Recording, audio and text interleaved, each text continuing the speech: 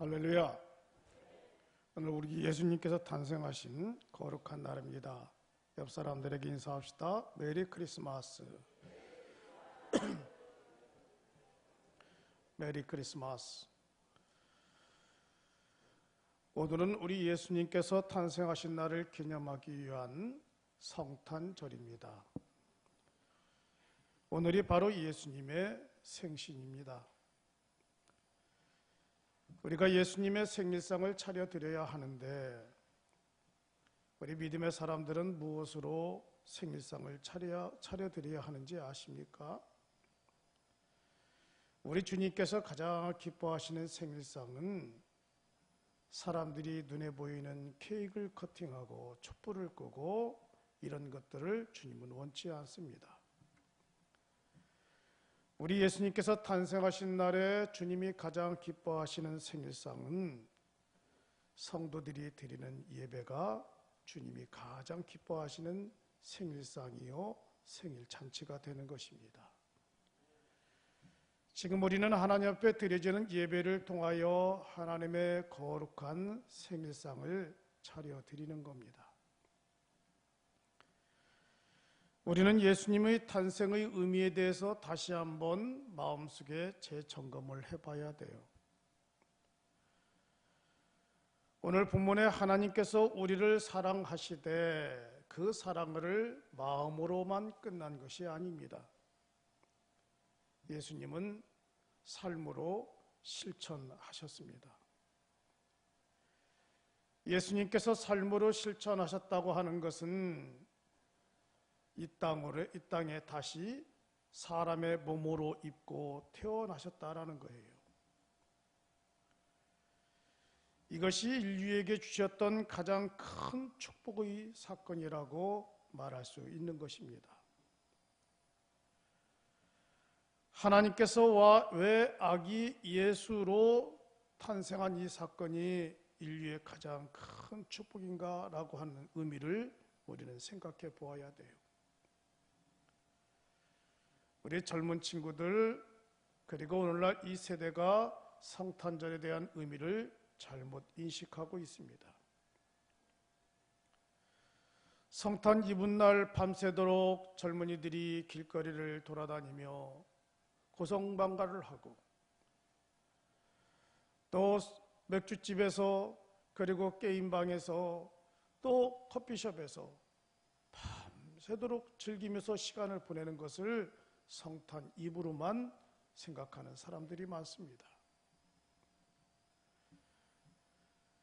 그러나 성탄절은 우리 인간의 즐거움과 그리고 쾌락을 위하여 우리 예수님께서 이 땅에 오신 것이 아닙니다. 우리 예수님께서 이 땅에 오신 것은 하나님의 사랑을 나타내시기 위해서 이 땅에 오신 것입니다. 하나님의 사랑을 우리에게 보여주시기 위해서 이 땅에 오신 것을 가리켜 예수님은 독생자 예수 그리스도를 이 땅에 보내신 것입니다. 요한복음 3장 16절에 보니까 하나님이 세상을 이처럼 사랑하사 독생자를 주셨으니 누구든지 저를 믿는 자마다 멸망하지 않고 영생을 얻게 하려 하심이라고 말씀하고 있습니다. 하나님은 우리를 너무나 사랑하셨어요. 하나님은 우리를 너무나 사랑하셨는데 우리는 너무나 죄 가운데 빠져 있는 겁니다. 죄 가운데 살아가는 사람 그대로 두면은 진노 아래 있을 수밖에 없고 지옥의 자녀가 될 수밖에 없어요. 결국은 멸망할 수밖에 없는 겁니다. 하나님이 너무나 사랑하셔서 지으신 인간이, 짐을 받은 인간이 죄악 가운데 있고 그리고 저주 아래 있고 진노 아래 있고 멸망 가운데 살아가는 그 모습을 보니까 주님이 너무나 속상하신 거예요. 이들을 구원할 방법을 주님이 생각하신 겁니다. 이들의 죄 문제를 해결할 방법을 주님이 생각하신 거예요. 하늘의 하나님께서 인류의 죄 문제를 해결할 방법을 생각하시고 이들의 구원의 방법을 생각해 보셨는데 아무 대안이 나오지 않아요. 주님이 결정을 내리셨어요. 어떤 결정을 내리냐면 이 죄 문제를 해결하고 죄 가운데 있는 인류를 구원하려면 내가 친히 사람의 몸을 입고 이 땅에 태어나는 것밖에 없는 겁니다. 그래서 하나님께서는 이 세상을 너무나 사랑하사 우리들을 너무나 사랑하사 친히 사람의 몸을 입고 이 땅에 탄생하신 것이 바로 성탄절이란 말이에요. 우리 예수님께서 독생자 예수 그리스도를 이 땅에 보내시지 아니했다고 한다면 인류의 죄 문제는 해결되지 않습니다. 구원의 문제가 해결되지 않아요. 여러분들의 죄 문제가 해결되고 여러분들의 구원의 문제가 해결되는 방법은 딱 하나밖에 없어요. 헌금 많이 한다고 해서 구원의 문제 해결되는 거 아닙니다. 죄 문제 해결되는 거 아니에요.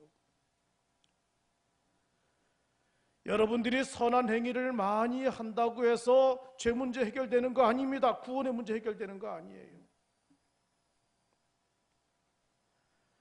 여러분들이 성경책을 끼고 교회 수십 년 동안 교회 출석한다고 해서 여러분들의 죄 문제가 해결되는 거 아니에요. 죄 문제가 해결되는 방법, 구원의 문제가 해결되는 방법은 딱 하나밖에 없어요. 이 땅에 오신 예수 그리스도를 내 마음속에 모셔드려야만 되는 겁니다. 믿어야 되는 거예요. 사람의 의의라고 하는 것은 내 행위로 이루어지는 게 아니란 말입니다. 내가 의롭다고 해서 의로워지는 것이 아니라 주님이 말씀했어요. 사람이 마음으로 믿어 입으로 고백할 때에 그가 진정한 믿음의 의인이 되는 거예요. 내가 신앙의 연륜이 오래되어서 믿음 생활 오래되어서 내가 의인이 아니란 말입니다. 그 가운데도 가만히 보니까 엉터리로 믿음 생활하는 사람들 많아요. 지난번에 제가 한번 말씀드렸나요? 요즘 아주 TV에 뜨겁게 달구는 인물이 하나가 있는데 과거의 대통령 후보자였던 허경영 씨입니다. 선거운동도 특별하게 합니다마는 참으로 그분이 내놓았던 공약은 때로는 허무맹랑한 그런 공약들이 참 많았어요. 얼마 전에 TV에 보니까 그가 강원도의 한 산골짜기에 하늘궁이라고 하는 조그만 치료센터인 궁전과 같은 궁을 하나 세웠더라고요. 그런데 그의 지지자들이 그리고 거기에 치료를 받기 위해서 얼마나 많은 사람들이 연인원으로 그렇게 많이 몰려드는지 기자들이 잠입 취재를 했습니다. 여러분들 유튜브에 한번 가서 보세요. 유튜브에 치면은 허경영 하늘궁 치면은 기가 막힌 게 나와요. 치료 방법이 다른 거 없어요. 허경영 씨가 여자의 머리부터 발끝까지 손으로 다 만져 주물럭주물럭 하는 거예요. 여자의 중요한 부분도 허경영 씨가 다 만져요. 그냥 그 손으로 그냥 주물럭주물럭 끝나버려요. 근데 거기에 있는 치료받으러 온 사람들이 뭐라고 그러는 치료가 됐습니까? 물어봤더니 치료가 됐다라기보다는 여기에 오면 그렇게 마음이 편하고 그리고 짜릿하대요. 주일이에요. 일요일 날 관광버스 한 대 대절해서 또 그 하늘궁에 치료받으러 가는 사람들이 있어요. 그런데 기자가 한 남자하고 취재를 합니다. 남자에게 이렇게 물어요. 지금 하늘궁에 가서 치료에 효험이 있습니까? 하고 물었더니 그 기자가 이렇게 말해요. 아니 그 남자가 이렇게 말해. 내 얼굴 지금 드러나면 안 됩니다. 모자이크 처리해 주셔야 돼요. 그 모자이크 처리했어요. 왜 그래요? 그랬더니 나는 지금 이 시간 교회를 가야 할 사람이에요. 나는 이 시간 교회를 가야 할 사람인데 지금 교회를 갈까 하늘궁을 갈까 고민하다가 교회 가지 않고 하늘궁을 갔다라는 거예요.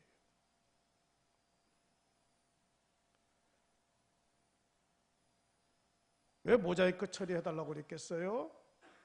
자기 얼굴을 지금 교인들이나 그의 가족들이나 아내들이 보면은 참 불쌍하다는 생각이 들어가고 요거 얻어먹을 것 같으니까 모자이크 처리해달라는 거죠.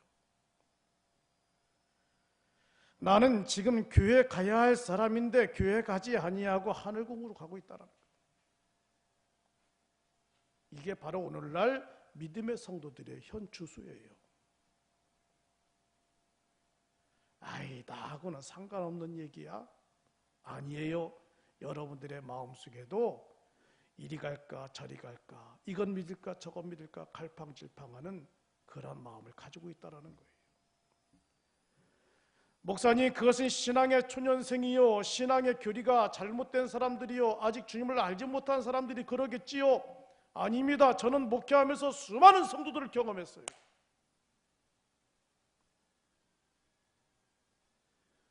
아직도 예수님을 인격적으로 만나지 못한 성도들이 너무나 많단 말입니다. 나를 구원하기 위하여, 제 문제를 해결하기 위하여 이 땅에 오신 예수 그리스도를 인격적으로 만나지 못한 성도들이 너무나 많아요. 그러니까 엉뚱한 짓하고 엉뚱한 행동하는 거예요.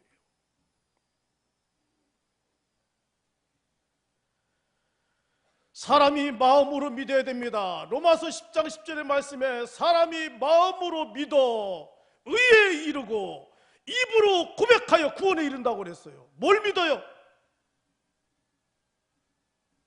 성탄의 주인으로 오신 예수 그리스도, 내 죄 문제를 해결하기 위하여, 내 구원의 문제를 해결하기 위하여 이 땅에 오신 예수 그리스도를 내 마음에 믿고 입으로 고백하는 거예요.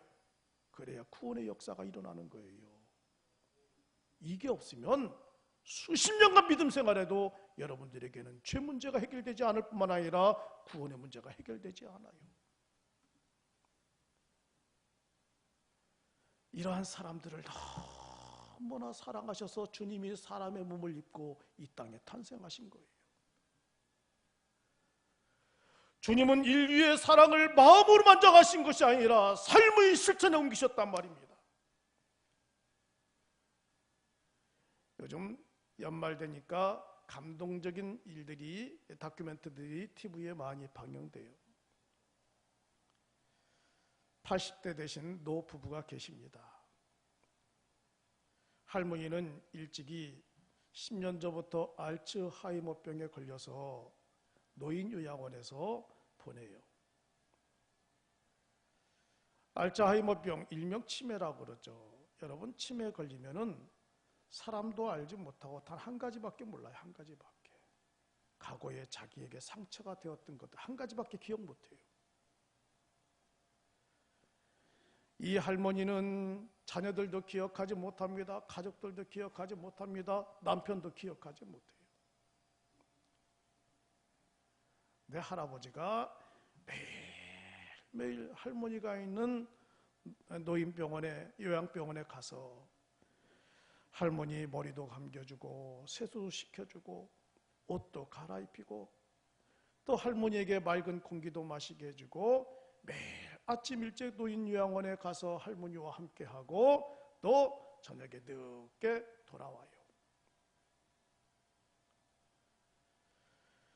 감동을 받은 한 간병인이 할아버지에게 물어요. 할아버지, 할머니가 할아버지 몰라보시는 것 같은데, 몰라보시는데 할아버지는 매일 이렇게 와서 할머니를 위해서 헌신하네요. 할아버지가 이렇게 말해요. 내 아내가 나를 잊어버린 지가 벌써 5년이 지났다라는 거죠.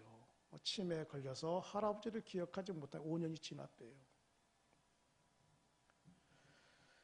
때로는 나를 기억하지 못하고 나를 알아보지 못하는 것 때문에 속상하고 때로는 화가 날 때도 있지만, 그럼에도 불구하고 나는 내 아내를 뜨겁게 사랑하고 있어요. 내 아내와 살아왔던 세월을 생각하면 너무나 고맙고 감사한 것밖에 없어요. 내 아내가 나를 알아보지 못하지만 나는 내 아내를 알아보잖아요. 나는 내 아내를 너무나 사랑해요. 그래서 나는 피곤하고 힘들어도 버스를 2번 타고 와서 하루 종일 아내 곁에 있는 것이 내 인생에 이렇게 행복이에요. 참 멋있잖아요. 저는 그 할아버지의 이 간병인과 나눈 대화가 보도되는 걸 보면서 제가 깨달은 게 있습니다. 하나님도 우리는 하나님을 알지 못하지만 때로는 죄 가운데 있고 구원의 여망이 없는 이런 인류들을, 백성들을 하나님은 우리를 너무나 사랑하셔서 이 땅에 친히 오신 거예요. 그러니까 우리 그 하나님의 사랑을 말로 표현할 수가 없잖아요. 그 크신 하나님의 사랑 말로 다 표현 못하네. 하나님의 그 크신 사랑을 말로 다 표현할 수가 없어요. 하나님 크신 사랑은 측량 다 못하며 영원히 변치 않는 사랑 성도여 찬양하세. 여러분, 성탄절에 나를 너무나 사랑하시고 나를 구원하기 위하여, 내 죄 문제를 해결하기 위하여 이 땅에 탄생하신 그 예수님의 사랑을 우리는 마음껏 체험하고 경험하는 성도들이 되어야 합니다. 두 번째로는 예수님께서 이 땅에 탄생하심으로 말미암아 온 인류에게 구원의 길이 열렸습니다. 제 문제가 해결될 뿐만 아니라 구원의 길이 열렸어요. 그래서 오늘 본문 11절에 보니까 오늘날 다윗의 동네에 너희를 위하여 구주가 나셨으니 곧 그리스도 주시니라. 구주라고 하는 뜻은 무엇입니까? 구원하시는 주님이라고 하는 뜻이에요. 그 예수님의 칭호가 많잖아요. 우리 예수님의 칭호가 참 많은데 여러분들 우리 쉽게 오늘 본문에서 기록된 예수라고 하는 이름의 뜻이 뭐예요? 자기 백성을 죄에서 구원할 자. 그러니까 예수님이 오신 것은 백성을 죄에서 구원하기 위해 오신 것이요. 오늘 본문에서 구주가 나셨으니 구주는 구원하시는 주님이라고 하는 의미를 가지고 있어요. 그러니까 주님은 늘 구원과 연결되어 있단 말이에요. 요한복음 14장 6절에 보니까 주님이 이렇게 말씀하십니다. 내가 곧 길이요 진리요 생명이니 나로 말미암지 않고는 아버지께로 올 자가 없느니라. 주님이 분명히 말씀했어요. 내가 길이요 진리요 생명이다. 그리고 아주 독선적인 표현을 했습니다. 어떤 독선적인 표현이에요? 나로 말미암지 아니하고는 아버지께로 올 길이 없다. 길이 없다. 아니 보세요. 사랑이 많으신 예수님이 다른 종교라도 열심히 믿어라. 거기에도 구원이 있고 은혜가 있으니까 다른 종교도 믿어. 괜찮아. 사랑이 많으신 예수님이라고 한다면 이렇게 표현해야 되잖아요. 그러나 사랑이 많으신 예수님도 진리 앞에서는 독선적이었어요. 나로 말미암지 아니하고는 아버지께로 올 자가 없느니라. 다른 말로 표현하면 구원의 길은 예수 외에는 다른 길이 없다라는 거예요. 네티즌들이, 안티 기독교인들이 비난을 합니다.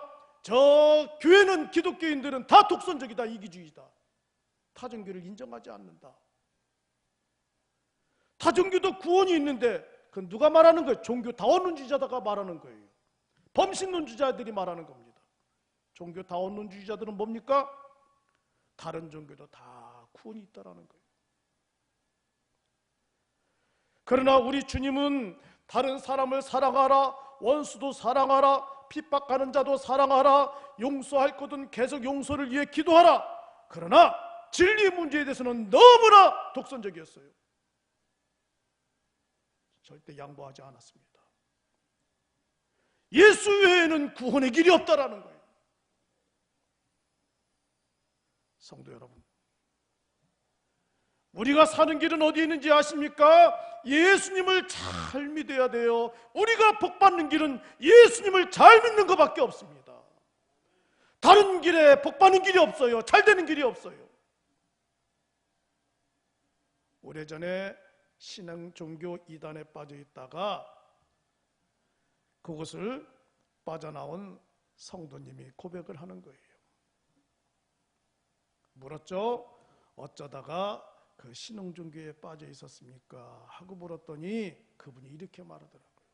목사님, 제가 외로웠던 시간들이 있었습니다. 제가 힘들었던 시간들이 있었습니다. 내가 가장 힘들고 가장 외로운 순간에 나에게 다가와준 이웃집 아주머니가 있었는데 그 아주머니가 저에게 이렇게 말했어요. 복받는 길이 있습니다. 잘 되는 길이 있습니다. 사는 길이 있습니다. 구원받는 길이 있습니다.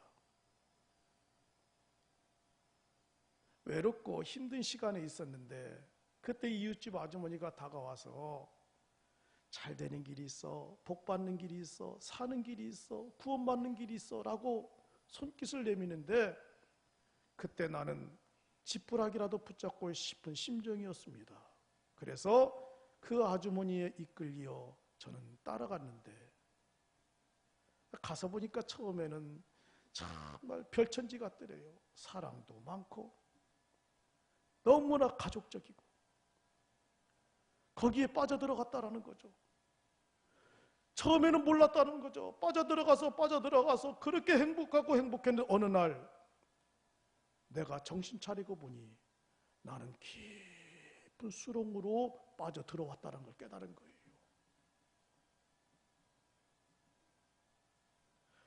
외롭고 힘든 시간에 손길이 잘 사는 길이 있다, 복받는 길이 있다 따라갔더니 거기 가서 몇 년을 함께 공동체 생활을 하다 보니까 복받는 길이 아니라 저주의 길이었어요. 잘 사는 길이 아니라 더 고통의 길이었습니다. 그래서 거기를 박차고 뛰쳐나왔는데 그런 신흥종교와 이단에 한번 빠졌다가 나오면 온갖 협박들이 많이 옵니다. 너 밤길 조심해. 응? 협박들이 많이 와요. 문자도 많이 온대요. 지금도. 성도 여러분, 수많은 사람들은 복받는 길이 있다, 잘 사는 길이 있다라고 온갖 미혹의 손길을 내밉니다마는 그 길은 잘 사는 길이 아닙니다. 그 길은 필경, 사망에 이른 길이라고 말씀하고 있어요. 여러분, 우리가 잘 사는 길은 하나밖에 없어요. 예수님 믿는 것밖에 없습니다. 구원받는 것, 예수님 믿는 것밖에 없어요. 우리가 죄 문제 해결하는 것은 예수님 믿는 것밖에 없어요. 2000년 전에 베들레헴에서 태어난 아기 예수가 우리 인류에게 구원의 길을 제시하기 위하여 이 땅에 오셨단 말입니다. 만일 그분이 오시지 않았다고 한다면 우리는 죄의 진노 아래 살아갈 수밖에 없었어요. 북한을 보세요. 3대 세습을 통해서 북한은 김정은이가 국가 지도자가 되었습니다. 김정은이가 국가 지도자가 되면은 북한의 인민 아이들은 다 복받는 줄 알았어요. 잘 될 줄 알았어요. 새로운 지도자가. 그래도 김정은이가 누구예요? 이태리와 프랑스에 유학까지 간 친구 아닙니까? 외국물을 먹은 친구란 말이에요. 세계의 넓은 시장, 세계에 변화되어가는 시장을 보고 온 친구란 말이에요. 그 친구가 한 나라의 지도자가 되었기 때문에 북한의 인민들은 그래도 뭔가 새롭게 달라질 줄 알았더니 새롭게 달라지기는커녕 그의 할아버지 김일성, 그의 아버지 또 누굽니까? 김정일에 비해 더 독한 악한 폭군이 되고 말았어요. 여차하면 쇠걸 씁니다. 그 앞에서 기침만 해도 수청을 시켜버립니다. 그 앞에서 졸기만 해도 수청을 다 시켜버려요. 제가 만일 김정은이라고 한다면 이 시간 졸고 있는 성도들 수청감이야요. 아니 아오지 탄강감이야요.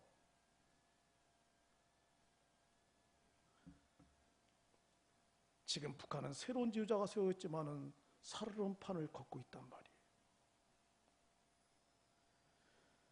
우리 예수님은 세계를 공포와 참혹의 도가니로 몰아넣기 위한 폭군으로 이 땅에 오신 것이 아니라 하나님의 놀라운 사랑을 실천하기 위하여 인류의 죄 문제를 해결하기 위하여 구원의 문제를 해결하기 위하여 이 땅에 오셨단 말입니다. 그날이 바로 오늘 예수님 탄생하신 날이에요. 한국 정치도 지금 가면 갈수록 퇴보해 가고 있습니다. 세계 지인들이 이렇게 말합니다. 한국 정치를 보면 미래가 보이지 않는다. 저러다가 대한민국도 베트남과 같은 그런 짝이 나기 쉽겠다. 베트남이 왜 그랬어요? 베트남이 잘 살았거든요. 정치인들이 매일 물고 물어뜯습니다. 국민들은 향락과 마약과 세속에 빠져 있어요. 그럴 때 전쟁이 일어나고 베트남은 쫄딱 망했어요. 이 대한민국의 정치는 지금 여야가 다 물고 물어뜯고 있습니다. 정치를 보면은 미래가 보이지 않는데 경제는 어렵습니다. 물가는 계속 치솟고 있고 세금은 계속 올라가고 있어. 서민들은 점점점 살아가기가 힘든 세상이 되어버렸습니다. 2018년도가 대한민국에 위기가 올 것이라고 수많은 사람들이 예언 아닌 예언을 하고 걱정 아닌 걱정을 하기도 합니다. 그러나 우리는 그것을 무시해볼 이야기들은 아니에요. 마음속에 담아두어야 돼요. 성도 여러분, 이 어려운 시기에 우리는 어떻게 해야 돼요? 2000년 전에 이 땅에 탄생하신 예수님의 소리에 귀를 기울여야 돼요. 14절에 지극히 높은 곳에서는 하나님께 영광이요, 땅에서는 기뻐하심을 입은 사람들 중에 평화로다. 이 땅에 그리스도의 평화가 넘쳐나야 됩니다. 성도들의 마음속에 평화가 넘쳐나야 됩니다. 이것을 마음속에 되새기고 확신하는 이날이 예수님 탄생하신 거룩한 성탄절입니다.